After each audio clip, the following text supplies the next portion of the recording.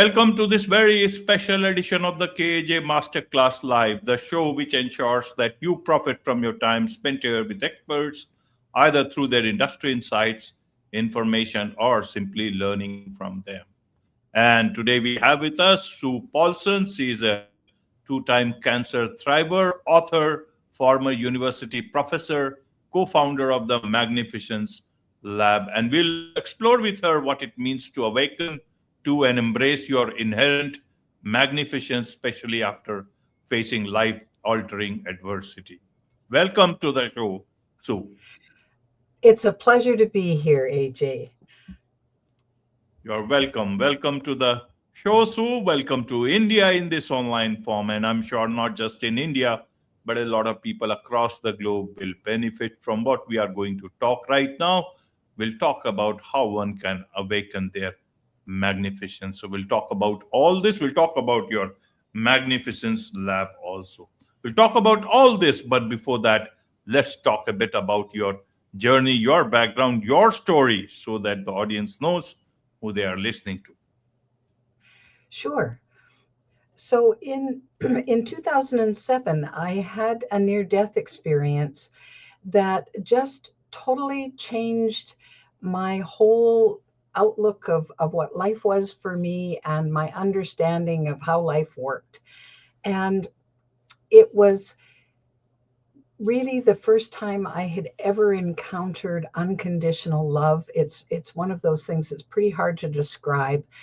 And as part of that, I began to understand that just because I existed, I was totally loved, that I was just um, as magnificent a being as anybody else was. Now, it was a little hard to embrace at that point in time because that was not the way I was brought up exactly. And so I was brought up that self-improvement was the way to go and that we had flaws or we were sinners or whatever. And so I just sat with that for a few years. And then 4 years after that, I got a cancer diagnosis. And I thought, well, obviously, this is not the end of the story. So I was journaling about all of this. And in my healing and my growth, I discovered this that this concept of magnificence as humans as magnificent was not new. I just had not come across it very often. And it began to be, that small, still voice sometimes that kind of is there in the background, and it kept saying, well, Sue, this is your new direction. This is your new purpose. This is your new, and I didn't know where to go with it, but I've been working with it for about 8 years now.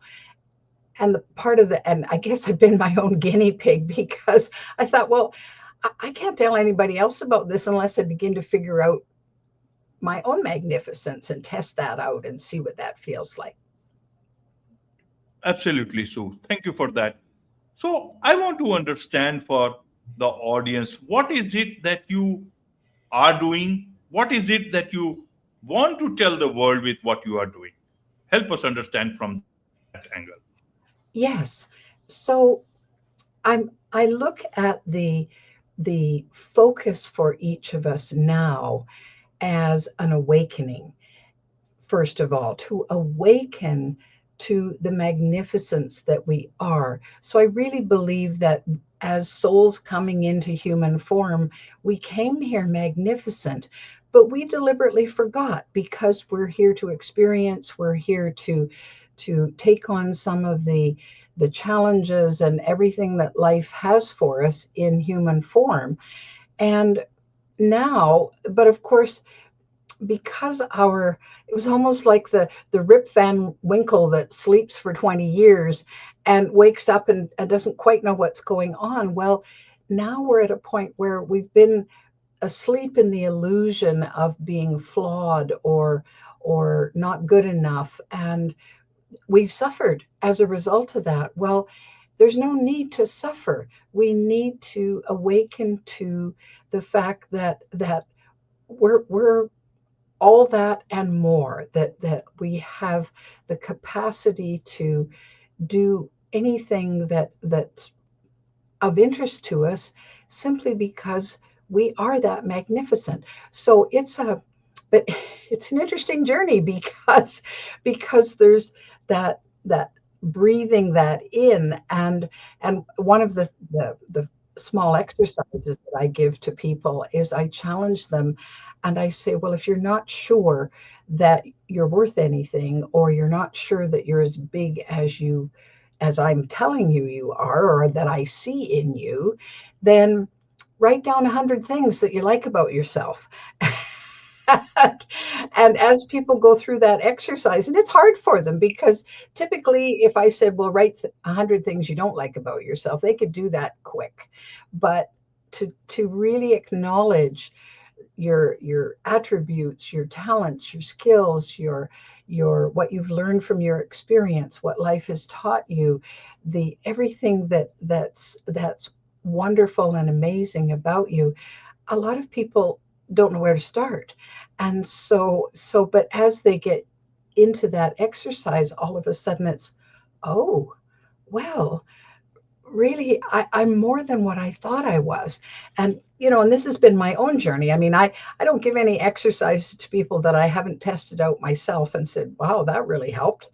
So part of it's moving into that arena of looking at what it is we bring to the table as individuals, and how special that is and how unique that is.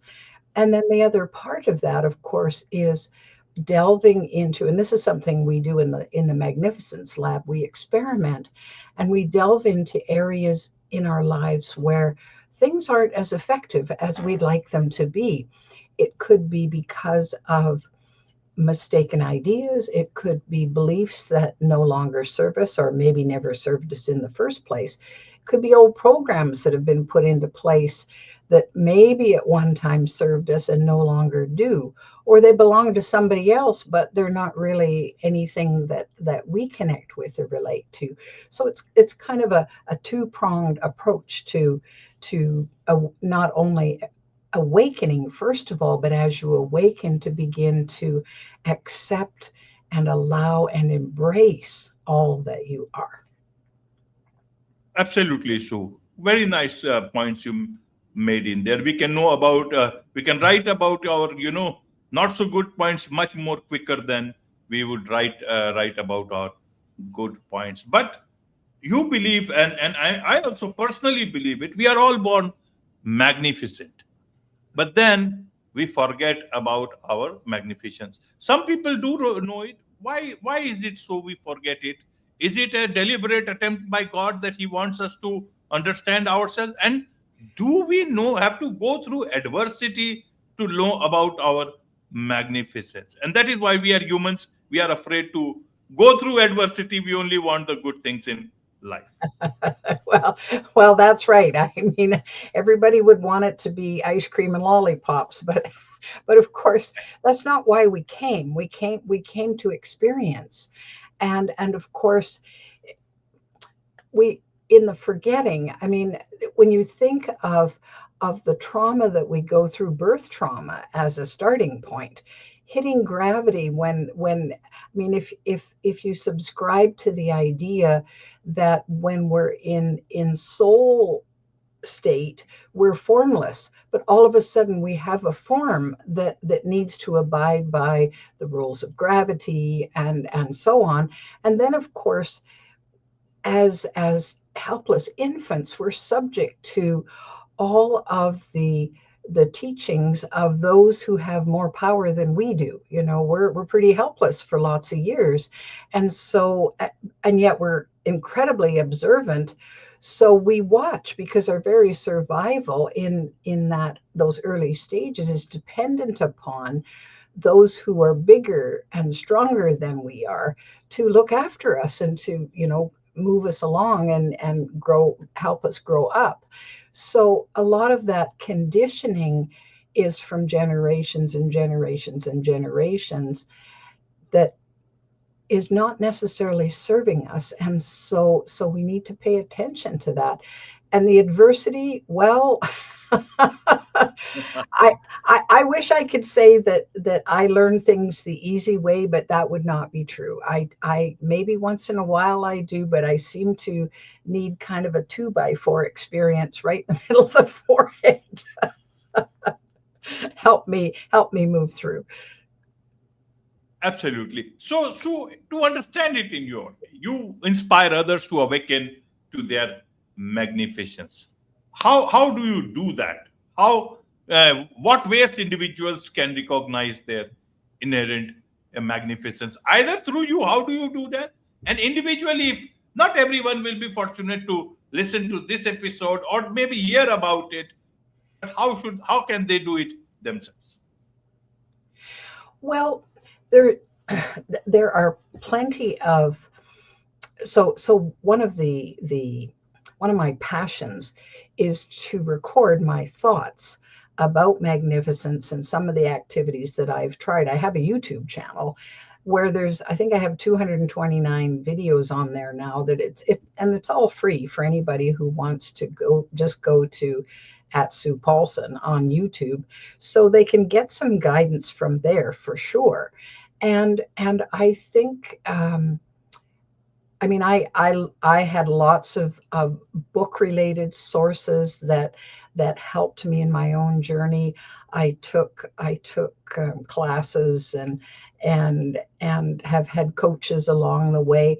So so anybody can do that, and there's just a wealth of resources out there that can support people if they're really keen on saying, well, what is there that's more to me? And a lot of it comes too, I think, from just acknowledging, paying attention to when you do a good thing, or you notice something really good about yourself, and give yourself credit for that and say, wow, I did that. I had a desire, and I acted on it, and look what happened, and it was good. And of course, connecting with like-minded people really helps too, because and that's what we do in the lab is we're a group of individuals who have lots of discussions, and because each of us has different sources, then sometimes one of us will see a YouTube video that was particularly interesting, and then there's more fodder for discussion. So we just work our way along, and in our human state, make our mistakes and learn from them, and also continue to dialogue and say, well, is there a way to do that better? How do I embrace more of who I am? And so it's an ongoing process. It's a journey. It's not a quick fix by any means. I started into personal growth in my 20s, so I've had a good 50 years to play with this, and I'm still playing with it and still learning. So, and the bottom line is, look, have fun with it. Like, get to know yourself really well and enjoy who you are, because you're magnificent. Absolutely, you are magnificent. And that brings me to the Magnificent Lab. You mentioned about it. Tell us a bit more. You are the creator of the Magnificent Lab. What is it that you do there? How exactly you come out with magnificence in your Magnificent Lab? Sure. So the Magnificence Lab is an online community. We meet once a week for 90 minutes. It's a subscription format, and people subscribe and then show up every week for 90 minutes, and we tackle the ideas and the topic of the day. People weigh in with thoughts or challenges that they've had, and say, okay, I'm struggling with this. And so we're kind of walking each other home in that regard when we get into the lab. And um, it's um, it's a great opportunity for us to share and have like-minded individuals come around. Absolutely. So now let's talk and learn from your book. Your book is The Healing Call of Cancer. Tell us a bit about. I hope this is the only book or any other book if you have written. But if it is the only one, let's talk about your book. What is it that you have in the book? Is it only about your cancer journey, or is it also about the magnificence that each one has? Well, it certainly leads to talking towards the end about magnificence, because when I wrote the Healing Call of Cancer, I had written a memoir called Magnificent Misery, From Adversity to Ecstasy, which talked about the near-death experience, and then it talked about my cancer journey as well. Well, I didn't expect I was going to write anything more about cancer, because I'm not a medical person. I'm simply someone who is an expert in her own cancer journey, I guess. And so what I put in the book was, I wanted cancer sufferers, people who've been diagnosed, they've either had a diagnosis, or maybe they're a caretaker or a loved one of someone who got a diagnosis. Well, there were lots of things that I didn't know when I got my diagnosis. And of course, it's a terror stricken kind of a place to be. People are highly fearful of just the word, never mind actually getting a diagnosis. So I wanted to, and there were lots of things I didn't know to ask. So, but I was paying attention, and I put the book together as partly a how-to. So I refer to my own journey, but then I give some guidance on how do you deal with pulling your cancer team together. For example, when you get the diagnosis and they offer you treatment, well, what options do you have, and how do you make that decision to go this direction or that direction? And I took the approach, it's very much a holistic approach, in that it's just not dealing with the physical condition that you have, and the resulting treatment, but it's important to weigh in with, at some point in your journey, with looking at the emotional, the mental, and of course the spiritual side of this whole journey, because we're not one dimensional, we're multidimensional that way, and every part of us has a role in the healing process. So this is what I wanted to get across to people, and also to get across to people the innate power tools that we all have when we're facing this kind of a challenge.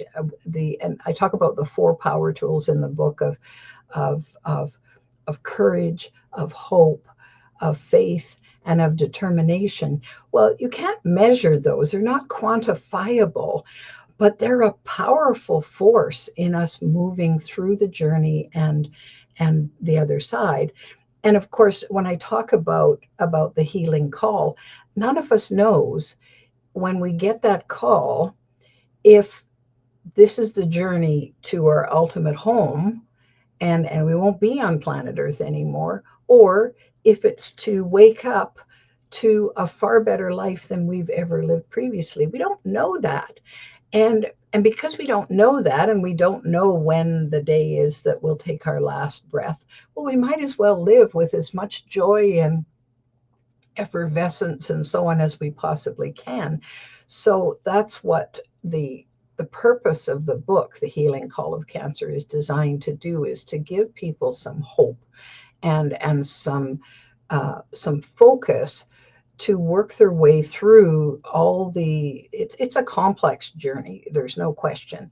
So to work through all of that and come out the other side feeling healed. Absolutely, absolutely. So, after having seen life from so close, doing a lot and helping people find their own magnificent, embracing their magnificence, what is it that you seek for yourself now, Sue? Oh, you know, the the other little piece of embracing my own magnificence is creating my own version of heaven on earth. When I had the near death experience, of course, there I am in that beyond the veil, and it was heavenly. It was the best experience. And there was a part of me that said, well, why are we waiting? Could we not bring heaven right here, right now? Well, that seems to be an integral part of this magnificence journey. And so that's what I'm playing with now, is saying, all right, how can I make each moment just that much more heavenly, and end whatever suffering that I've gone through in the past, and say, okay, I'm done with that now. Let's just wring every wonderful thing out of life that I possibly can. Will I face more adversity? Well, the chances are high, that something else will happen. But it's going in with a different mindset, a different attitude, a different focus on, because I know that I'm strong enough to face whatever comes along now. Like I know how much I can handle it. And so in the meantime, well, I just want to find the beauty in life, and have as much fun as I can, laugh, love, dance, sing, all of that. All of that. Wonderful. With these great words of wisdom, it's a wrap on this very special edition of the KAJ Masterclass Live. Thank you so much indeed for joining us. Thank you.